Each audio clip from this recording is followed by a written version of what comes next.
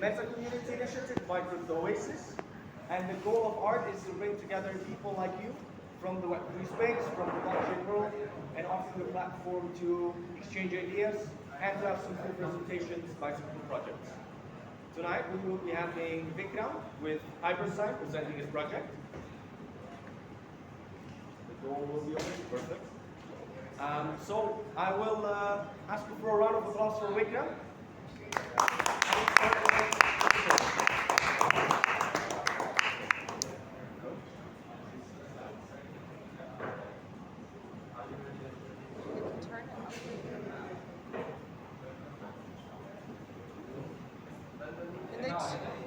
Can you guys hear me?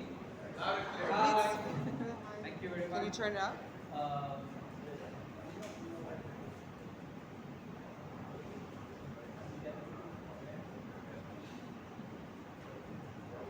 Hi guys, thank you everyone for giving me your time to listen to us. My name is Vikram and I'm one of the co-founder at Hypersign project. Just to give you a brief idea before we jump into the problem statement about Hypersign, it's an upcoming app chain in Cosmos ecosystem. And when I say app chain, these are basically a layer 1 blockchain specially designed for one single use case.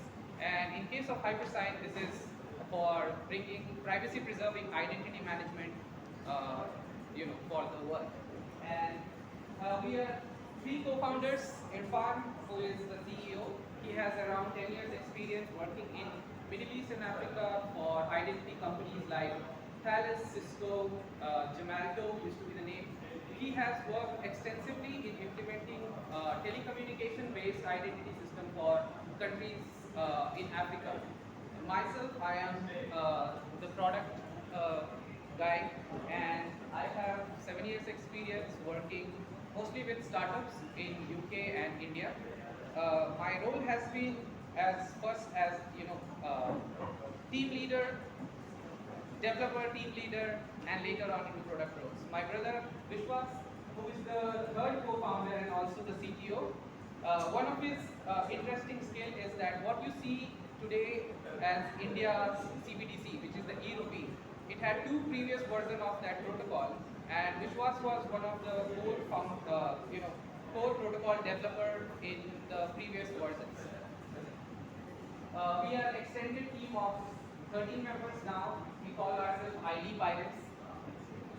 So the problem. So since this community is all about art and NFTs, I was thinking of how do I relate the product with the NFT, because the problem of privacy and identity management in Web3 is across with any domain that you choose, whether you are building DeFi product or you are building an NFT marketplace. The use case can be anything, but the identity problem is common across all these products.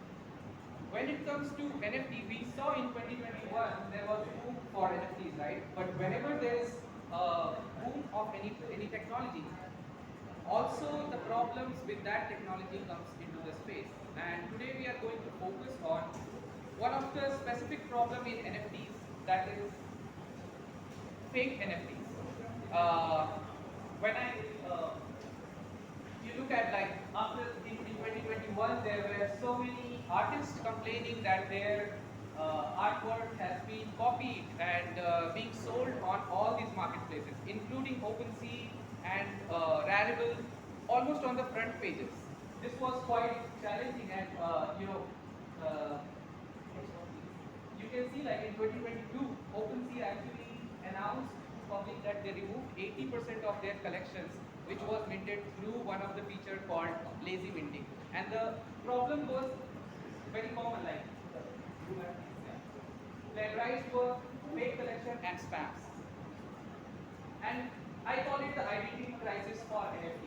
And the reason why there is crisis for NFT or for any decentralized project which relates with the identity problem is that because the wallets are pseudo-anonymous, you cannot know who the user is.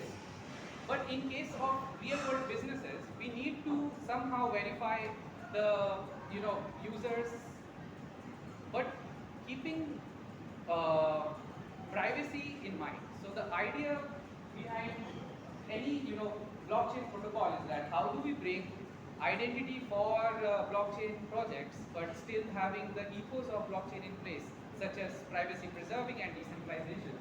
And so, like, when you want to implement an identity infrastructure for your application, whether you are building DAO or NFT launchpad or NFT marketplace, you will come across some of these problems, and which are like a problem related with cryptography, because private data cannot be put on public blockchain. It needs to be somehow encrypted or hashed, and this concept is called cryptography. So for a normal artist community who is trying to launch their NFT launchpad, this is a lot of pain point to understand cryptography, then understand compliance, because when you deal with users' private data, especially with verification and identity side, you need to be compliant with the rules and regulations that you are launching in the country or geography, right? And the second one is specification. Like, especially this is specifically for the Web3 companies. For example, if you are launching an ID infrastructure in Web3, you have to understand what are the specifications which are in place and which are widely adopted. So all in all, your developers would end up doing the same time and effort as in building the whole product. So which increases the cost of building, and overall identity is a hard problem. Hence we built Entity Studio is a very simple API first approach to implement DIDs and identity infrastructure on your dApps. As developers, you can do some of these use cases using an Entity Studio. Like, you can do wallet aggregation across different layer 1 blockchains, and you would know like certain information about the user or the wallet. Or you can implement complex identity flows for your DAO infrastructure, or you can build some sort of privacy preserving reputation across social channels. Next. So on the core layer, it's an app chain. So it's a blockchain built on Cosmos SDK, and then it provides identity infrastructure, which is called the self-sovereign identities framework. This is interesting that no other DID registry so far supports all the layer 1 blockchains, and this we are able to do that because there is this technology called ECDSA, which is the encryption technology or signing technology for blockchains. We support two different encryption, ECDSA and ED255K1, because of which the user can have MetaMask wallet, or they can have Kepler wallet, or they can have building on Aptos, Sui. So we are able to provide identity for any of these blockchains. From the offering side, it's mostly specific for developers, so developers can use our APIs and SDK. For businesses, to know how much consumption of identity has been done, they have a dashboard. And for users, we have identity wallet. So who can use this, right? If you are a KYC provider and you want to bring your solution to blockchain ecosystem, you can use our infrastructure to make it really quick. Or if you are NFT marketplace, you want to implement privacy preserving verification flows, or NFT launchpads, or DAO, or any sort of issuers. On the other hand, if you are a student just want to learn how this privacy preserving identity systems are built, you can use our documentation to learn about it. There are some companies that we have been working with. So our testnet went live last quarter, and since then we have 78 plus validators and 8 projects building on us. Each of these projects we focused on different use cases, so it becomes easier for us to moving forward to explain to community. For example, Cerebrum is an identity company in US. They are anchoring their, they are mostly into HR business, and for verification, they are building a platform and they are using our DIDs. Our For You, this is my favorite project actually. They provide gig work, short time work for students in India, and very fast growing company. Some of their customers are Adani groups, Amazon, like quite fast actually. They are getting famous. So they are using, they have built document verification flow using Hypersign. Reputex is another company. They are doing wallet aggregation using Hypersign. Access is a online ticketing platform. They are launching their NFT tickets on Hypersign. So we ourselves have built some proof of concepts, like this is a simple use case that we wanted to show that as a user you can log in with your different wallets, you can aggregate your identity, you can generate a score of through this identity, then use this as a passport to access any NFT launchpads or NFT marketplaces. This is a basic design of a certificate issuance platform. So what's the value proposition? Like why you should be implementing these solutions?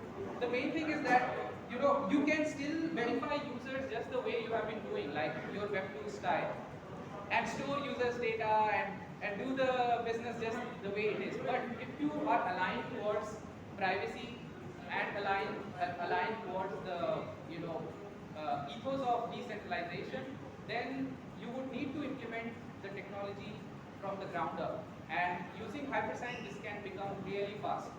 Other aspect is that from the compliance side, now every country is coming up with privacy laws. GDPR is one example. In India also they have come up with very strict laws now. So storing and managing data is going to become expensive. So for us, like we think like in next 5 years there will be a huge amount of demand for privacy preserving identity system, and hence it can save cost for businesses. So a little bit about the software. This is how it looks like. You can log in with your identity wallet. As a business, you would create like a profile. There is some APIs that your developers would get to access to issue the IDs and credentials. This is interesting. Like we have a playground where, as a business, you can implement your whole ID flow in just 10 minutes of your time. And you can try the whole solution right here before even trying out the actual integration. It's free for 10,000 monthly active user for next 6 months, and also for the first 100 project, we are dropping the tokens because it's a layer 1 blockchain. It works on tokens. So the first 100 projects who are integrating our solution, they are getting allocation in the token launch. Thank you. I am open for your questions, and let me help with your ID problems.